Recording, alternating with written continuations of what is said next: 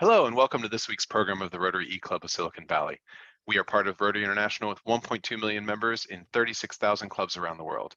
I am excited today to have our speaker, and this week's speaker is James Gaspard.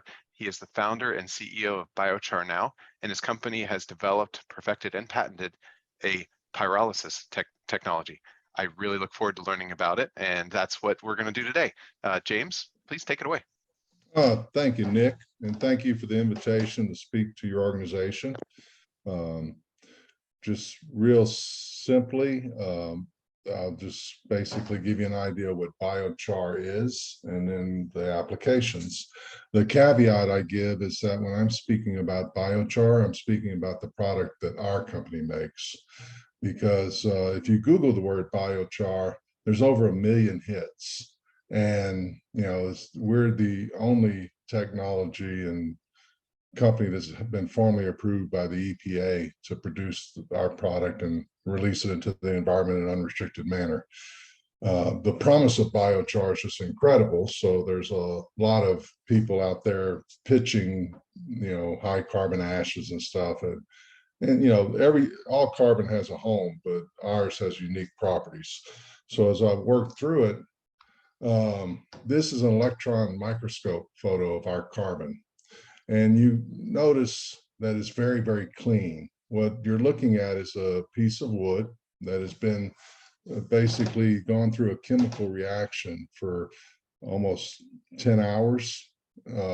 Other carbons are made in a flash process that only takes a minute or so, or maybe 10 minutes, but we keep it at temperature in a vacuum environment for 10 hours.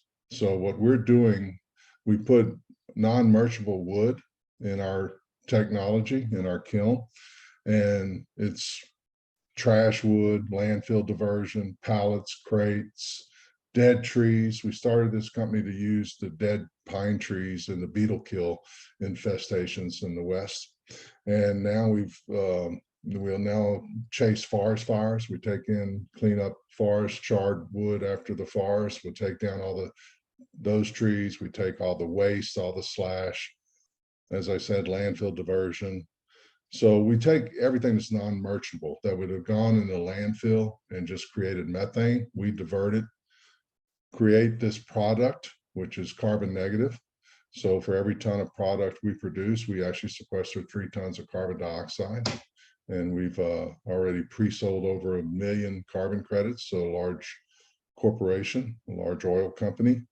So we've been vetted, and we actually have insurance on our carbon credits. We're the only company in our industry that has insured carbon credits because of our technology is so robust and so, real, I guess is a word to use. But what we do is when we put the wood in there, in essence, we're at 3 times temperature of fire in a vacuum environment. So we're cracking it's almost like an oil refinery, except we're cracking all the tars and lignins and water molecules and stuff out of the cellular structure. And we're converting the wood cellular structure into a graphene type structure. In fact, one of the markets we're selling into the graphene battery market, the graphene construction market, and stuff like that. There's a lot of different markets on what we do, which I can speak to. But the last thing I'll show you on this electron microscope, if you flash for a minute, you can imagine when you're looking at the electron microscope of other carbons, there's still going to be garbage left in the cellular structure. And that garbage is, you just really don't know what's in there. Sometimes it's creosotes and tars and who knows. But that's why ours is got the approvals we have, because we're very clean. Now, we don't filter. I'll make one thing. We actually bind molecules with an electrical charge. We're the only carbon, according to the US government labs, that has both positive and negative charges. So the way we clean up water and stuff of that nature, or bind molecules out of the soil, and Superfund work that we do, is we literally will bind the metals, will bind the nutrients. We even bind salts. We're the only carbon that binds salts. So we're approved to clean frac water spills in the Permian, in the basin in Texas, because it's high salt flow back water, plus we bind the chemicals. So and we have been measured by the government labs to have a 17,000-year half-life in the soil. So a lot of what we do is, like Superfund work, reclamation work, because we bind all the nasty stuff. We're working a lot with Native Americans on tribes, because 70% of the Superfund sites are on Native American land. And so we really try to get some environmental justice, restore their cultural heritage, because we have a product so unique, and because of the benefits to the world and our missions to restore the earth for humanity. You can see it written up above. We work with a lot with the indigenous peoples and Native Americans, because it just seems they have a lot of need. We're working with some tribes to cut down the invasive species, restore their land in that manner. But if when you're Googling biochar, a lot of what you'll find is basically agricultural related. And, that's important. What biochar does, it binds the nutrients. So you put it in the soil. Think of us as a battery for the soil. We're totally inert. Biochar itself is not a fertilizer. If you see somebody advertising biochar as a fertilizer, they don't even have any idea what it is. It's an inert carbon that can bind nutrients. So you put it in the root zone of a plant, and when you fertilize the plant, that it basically binds those nutrients, and it makes it plant available through the cation exchange property. If you remember, we have both cation and anion in our carbon. Other carbons may only have the cation if they have anything. So that's where the increased growth, when people say biochar helps plants increase growth, what it's really doing is binding the nutrients, keeping them from washing out of the root zone, and making those nutrients plant available. We also can hold almost 6 times our weight in water. And so that helps, like on high-end golf courses. We have been used on the most highest and most famous golf courses in the US. Some I can't name because they want to charge me a fee every time I name them. But whenever you're watching TV at a certain place in Augusta, the flowers are pretty big. It might be for various reasons. But anyway, then like on some of the PGA courses and things of that nature. But but more importantly, we hold water. So we can cut water use in half in some of the desert courses, in Southern California and places like that. And then because we're making a pure carbon, and we take carbon out of the air, we, as our company, we always search for large bottomless pit type markets, like where you can really make an impact. Because we have a 17,000-year half-life in the soil, we're going to sell it to a farmer once and we're done. So what we chase is plastics. We're a plastics additive. We more than double the strength of the plastic, cut the weight in half. So we're working with a lot of the electric vehicle companies for composite bodies and things of that nature, and other areas in plastics, because that's a massive market. The markets like water treatment, we have very unique properties in water treatment. We bind 99.9% of the nutrients we come in contact, phosphates included. So we have some water companies that have billions of dollars worth of sales pipeline in our pipeline, or the need, because we do things other carbons don't do. So we search for these bottomless pit markets, because if we're going to make a real impact on the environment, we got to clean up the waste and do it in a way that, if you can do it in a way that removes carbon from the air, it's a win-win, right? So that's what we bring to the market. And then we basically have operated, we've been growing through a joint venture model, and we're raising money, we're moving away from that. But what we've done in the past, we partner with large corporations that may have a wood waste problem or they need our product, and we allow them to pay for the capital for a site, and then we operate it, make the product, and then we'd split profits. We do have a high margin in our business. We are capitalists, so we have almost 70% margins. So it's almost software. You guys are in Silicon Valley.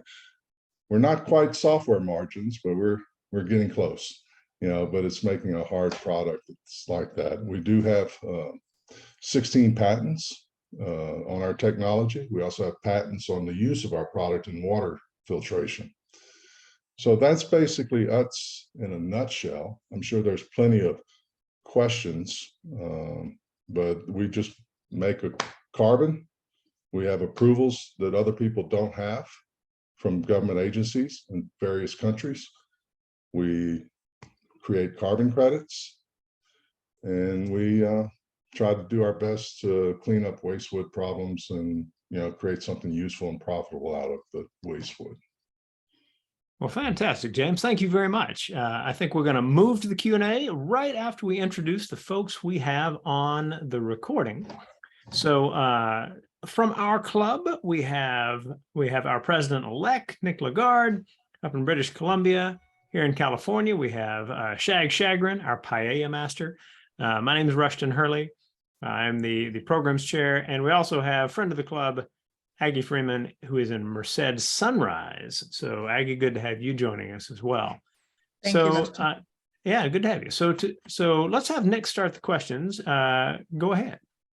Yeah, I guess I love the benefit, and I'm curious about when you talk about the site and the joint venture, what is happening on the site that you get to the biochar? Like you talked about, you're taking the trees, and as an example, right, especially after forest fires and stuff, you're gathering all this waste essentially that would otherwise go to a landfill or something else, and on the output is this pretty much pure carbon. What's the middle? In my head, I think of you're burning something, or you're dipping it in chemicals, and I'm fuzzy on that middle part. And obviously there's probably proprietary, but what can you educate us on that middle part? No, we take the wood and we shred the wood. We don't chip the wood, and then our kilns are basically vessels that hold 11 cubic yards of shredded material, and we'll have hundreds of these vessels on site. So you're burning. We're extremely clean emissions in our system. So we do a batch system, but because they're so clean, we do hundreds of them at a time, or some sites 60, but there's sites on the East Coast where we're putting up to 400 a day that we're putting up. So basically, and then once the wood's in this vessel, we start the process, and then we basically start a fire to begin with. And then once the fire gets to a certain temperature, we cut off the oxygen, and it starts the pyrolysis chemical reaction. And that takes the wood up to temperatures far higher than fire. But because it's an environment, it doesn't turn anything to ash. It's because it's in a vacuum, it doesn't turn anything to ash, because you need heat, fuel, and oxygen to go to ash. So basically, it starts a chemical reaction. We manage that chemical reaction for about 10 hours to where nothing's left in the kiln except pure carbon. And then we stop the process, seal everything up, let it cool down for a day, because we don't quench it with water, because a lot of our customers want powder as the end product. We run that, once it's all done and cools down, we run it through a processing line, which is hammer mills and magnets to pull out any metal that may have found their way into a tree, and then we go through a bagging line. But we don't quench the carbon with water, because once you do that, it's hard to beat it down into a powder. It just turns into even more of a mess. So that we're basically wood handling and things of that nature. And if you come to our site, or if you go to our website, there's news videos of some of our operations. In fact, on this Sunday, we're on Dirty Jobs on the Discovery Channel. They did an episode of us that'll premiere this Sunday, so you can see our operations and ongoing. But you'll see there's a lot of kilns lined up, and they're all operating. Perfect, thank you. I saw those kilns on one of the Denver television channel report. Yes. That's online. Every year come fire season, they come out and do another story on us, because if people would properly manage the forests, we make a market for waste, for the slash and for all the non-merchantable timber. We actually pay a good price if people bring it to us. We pay more than a sawmill will pay, because we're trying to be good corporate citizens and, create a market for this stuff to at least allow fire prevention if people will properly manage their forests. Sounds good. Let's go ahead and stop sharing the screen there. And and a question I've got for you is about wildfire. So, given the scope of wildfires out west at this point, I would imagine that every fire season you end up with a tremendous amount of material that needs to get moved and processed. How do you handle the logistics of that? Well, the government does what's called stewardship contracts. So like in Colorado, we're surrounded with national forests. So they'll hire logging companies to come in and do fire prevention, but there's no market for the materials. So what we do is we create a market and they'll haul to us.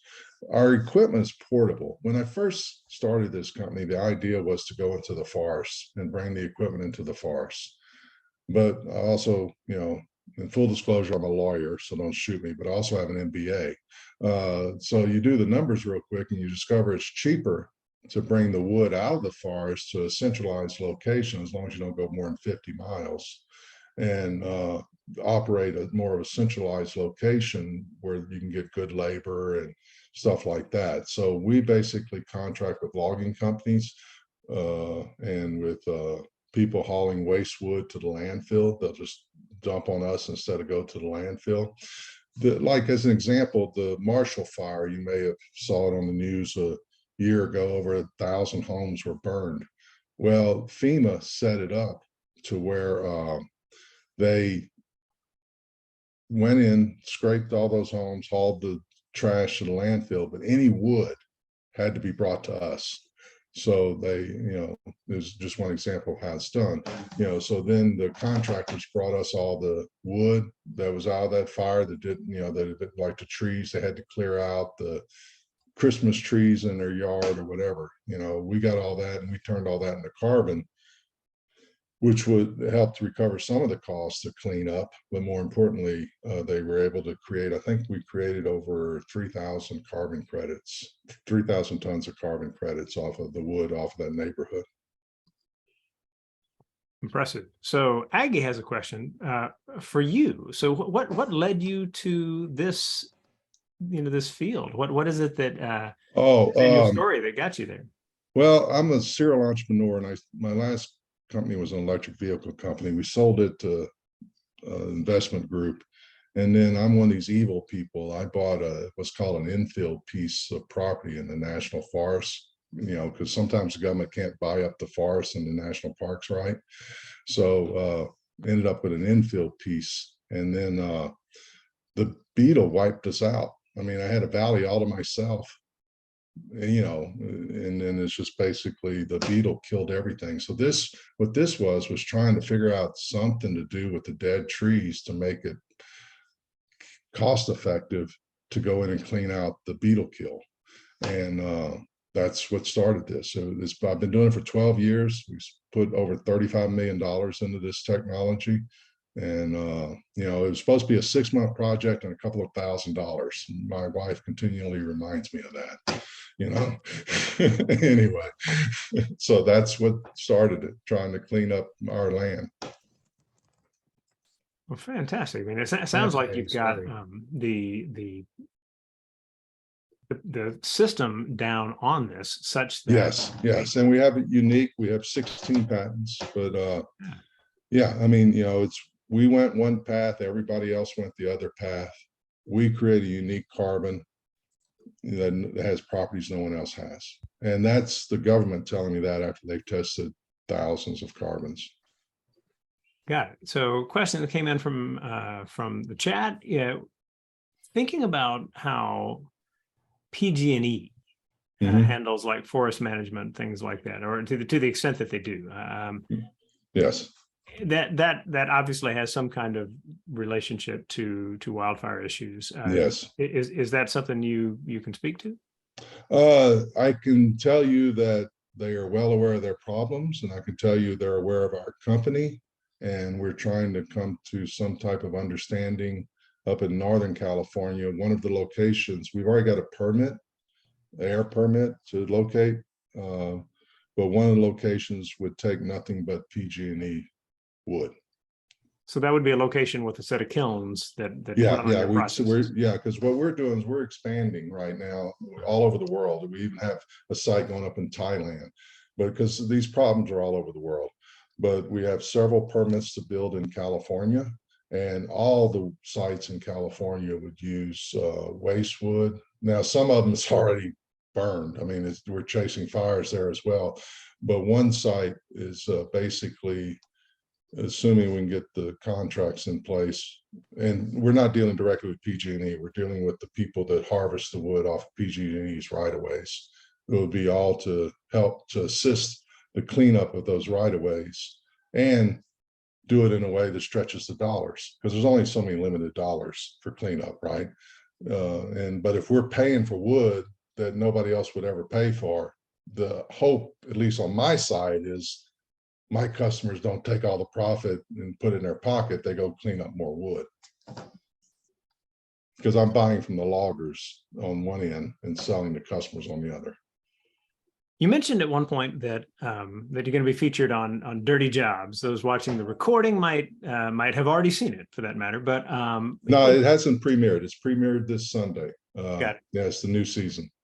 And tell me about that. What is it? What is it about the nature of the work that would attract the show?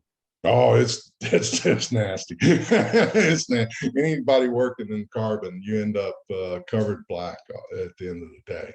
Now, we had Mike Rowe do some tasks that don't get done regularly. In fact, he made the comment, and his producers made the comment, his whole career, he got dirtier the day he was on our site than he ever has in his whole career. In fact, I believe he just posted he just changed his photo on his Facebook last week to a photo from the day on our job. So but see, it makes a great story. You got to stop and think about it. They were looking, in fact, even their promos are talking about Mike conquers climate change or whatever, because it's a dirty job that does good, and takes carbon out of the air and does all that kind of stuff. So it helps with the the flavor of everything that's going on in the economy right now and politically. And our technology, I forgot to mention, we were actually out in San Jose in November. We competed in the Global Impact Challenge, and the group out there had vetted 500 clean tech technologies worldwide. We made the top 10, so we had to go to San Jose and then compete in the top 10, and we ended up winning the People's Choice Award out of 500 clean tech technologies worldwide. So we've been at it for 12 years, so we're proven in what we do.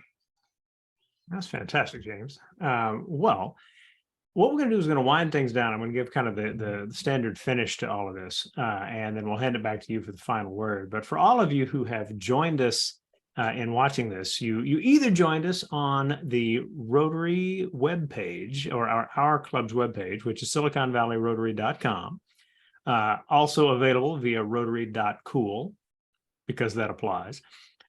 Or you are watching this on the YouTube page where we have this recording. Either way, you can find links to learn more about James's company, Biochar Now. And we would welcome your also leaving some thoughts with us. So on our club webpage, a little farther down, you'll see the discuss forum, and that's a space where you can let us know what you think, both of the program and of the other elements of the meeting. Respond to others who are sharing their thoughts there as well. It's one of the ways that in an online and asynchronous club, we find ways to get to know each other all the better. So that's a part of who we are in terms of trying to make the world a little better, locally, globally, and digitally, finding stories like the story of Biochar Now to hopefully inspire you to talk to people in your community about these same kinds of issues, and perhaps even see the same kinds of opportunities that James has made so powerfully available. As we always like to do, we hand it back to the speaker for the final word. And so, James, I hand the mic back to you. Yeah, and I thank the group for allowing me to speak. I guess my final message would be there's a lot of anxiety and hand wringing over whatever you want to call it over climate change and all the problems our society faces. I just want to let people know that many, not all, but many of the solutions already exist. It's just a function of needing to scale and needing to carry forth in our missions. So that's all I just want to, I mean, the solutions do exist. People need to calm down. Capitalism may not be the best system in the world for some people, but you know what? The profit motive is going to solve this problem. We make good margins on our product. We can take gigatons of carbon out of the air as we ramp and clean up the forests and do a lot of other good. So that's all I just want to mention is that solutions do exist. Everybody needs to cut through the clutter though. And, it'll be just another century from now, we'll look back and think, okay, well, what were we worried about? I certainly hope you're right. James, thank you so much for the presentation. And everyone, we will see you next week. Thank you.